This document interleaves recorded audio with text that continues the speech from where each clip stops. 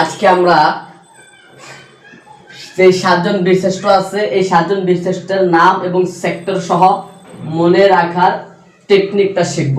ঠিক আছে, আমাদের এটা মনে রাখতে হবে 7000 মোম আনো আর 4/7/10/2018 এই তারিখটা মনে রাখতে হবে। ঠিক আছে, তাই এটা কিভাবে দেখেন, এই 7টে বীরশ্রেষ্ঠ 7 জন, এই হাতে হামিদুর রহমান সেক্টর নং 4, জাতে জাহাঙ্গীর সেক্টর নং 7, রতে রুহুল আমিন সেক্টর নং 10, মোতে মুস্তফা কামাল সেক্টর নং 2,